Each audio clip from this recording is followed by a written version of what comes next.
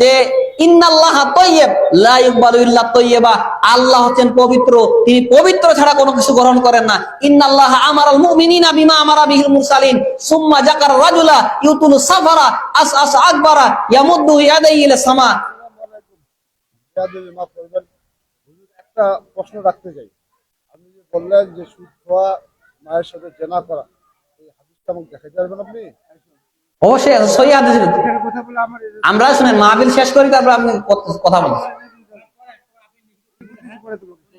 সময় হাদিস দরকার, হাদিস সহি, এটা কোনো সমস্যা নেই, আমরা এমনিতে বলে নেই।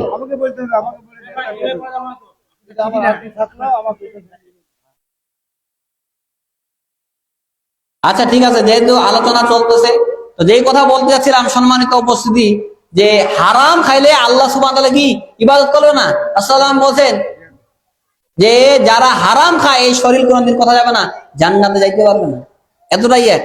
তো যেই হাদিসটা বলতেছিলাম যে এক ব্যক্তির কথা হলো যে সবরে আছে, আশাশা আকবার ইয়ামুদ্দু ইয়াদাইহি ইলা সামা, আসমানে হাত তুলে আল্লাহকে বলছে ইয়া রাব্বি ইয়া রাব্বি, হে আমার রব হে আমার রব। রাসূলুল্লাহ বলেন মাতামু হারাম, তার খাদ্য আছে হারাম, ওয়া মাশরাবু হারাম, তার পানি আছে হারাম, ওয়া মালবাসু হারাম, তার পোশাক আছে হারাম, ওয়া গুযিয়া বিল হারাম, তার যাবতীয় ইনকাম হারাম।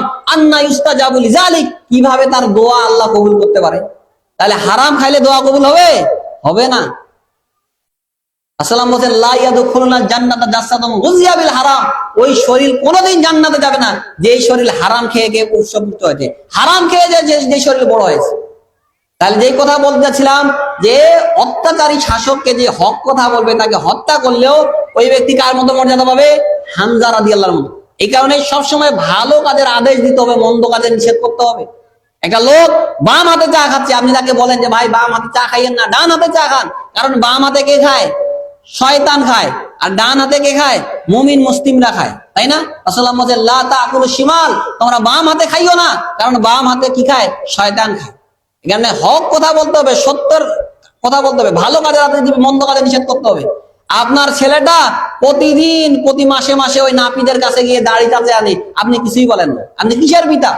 মনে রাখবেন, সন্তান জন্ম দিতে পারলেই পিতা হওয়া যায় না, আর বাচ্চাকে প্রসব করাতে পারলেই মা হওয়া যায় না। পাগলিও বাচ্চা প্রসব করাতে পারে।